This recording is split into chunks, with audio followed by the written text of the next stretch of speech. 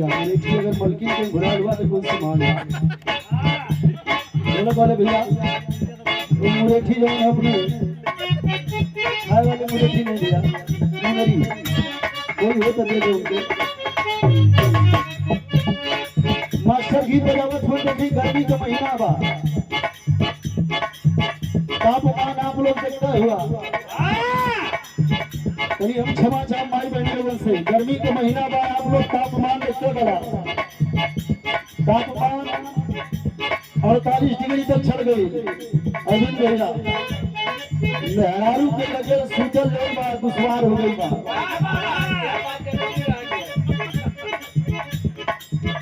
कोनो मरद बेचारा बहुत उलझ छुआ किस्म का रहल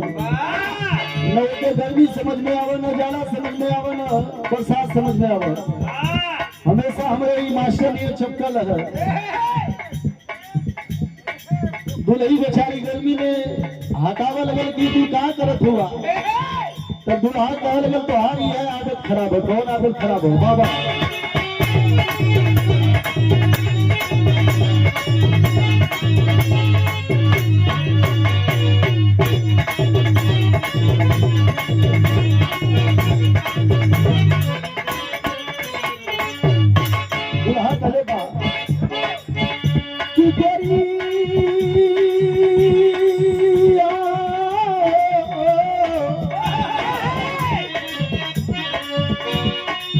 अरे गर्मी के दिन में लड़ाई करेलू ठंडा के चल के लड़ाई करेलू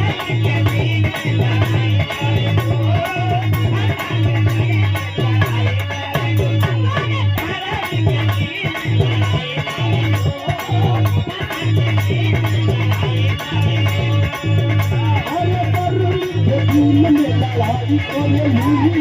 ठंडा के चल के चढ़ाई करेलू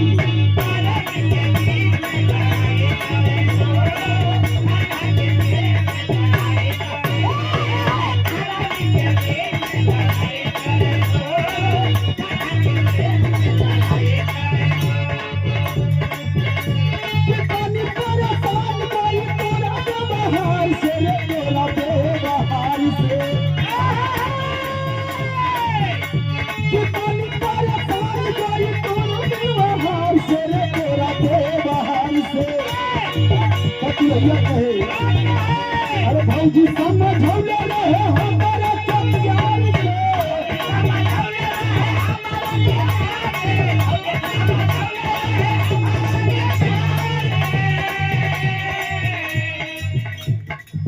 समझौले रहे हमारा प्यार से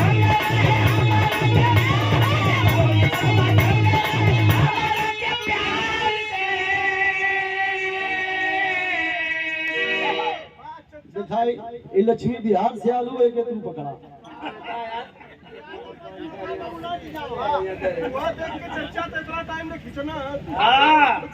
ब्लू लाइन देशी धर्म शुद्धता की 200% गारंटी है इनमें मिलावटी 1% ना ये बहुत गलत जगह दे दिला भैया लेकिन सही है गर्मी है इनमें नींबू का मात्रा बढ़िया है ला सुशील कवि जी तू पकड़ा नहीं गलत बढ़िया आदमी के हाथे तो देवा तो मार जी है एक बहुत बढ़िया आदमी के हाथे दा और हमारे भैया के तरफ से सम्मान है देखिए प्यार है आशीर्वाद भैया एक कलाकार के घरे आके का पा सकल जरा इस सम्मानित हो और मुद्रिका लाल गौतम जी के जीजा मम्मा पावर कम हो तो डिग्री हमरे लगे आ गए ले लिया कम ना होला अच्छा कम ना होला ना अगर डिग्री कम हो तो थोड़ा बहुत 36 डिग्री है 3 बजे रातों को ले लेना है लोगन के बहुत बहुत प्रणाम है आप लोगों का आशीर्वाद हो जाला तो सबकर मनोकामना पूर्ण हो जाला और हम लोगों के बीच में यहाँ के सम्राट कलाकार और हमारे गुरुजी श्रीमान श्याम देव प्रजापति जी गुरुजी बैठे हैं आपके भी चरणों में प्रणाम गुरुभाई कवि जी बैठे हैं आपके भी चरणों में प्रणाम सब भैया लोगों के प्रणाम नमस्कार भाई यही कहले भाई अरे भौजी समझौले रहे हमारे प्यार से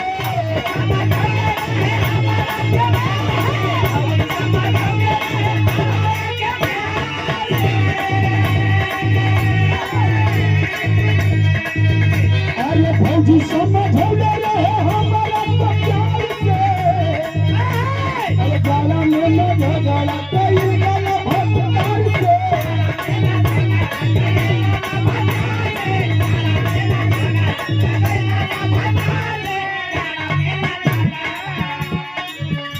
और यह 101 रुपये का पुरस्कार और हमारे मुद्रिका भैया का मामा जी के तरफ से आशीर्वाद आई है। आप लोगों का आशीर्वाद साक्षात पिता परमेश्वर का आशीर्वाद होगा।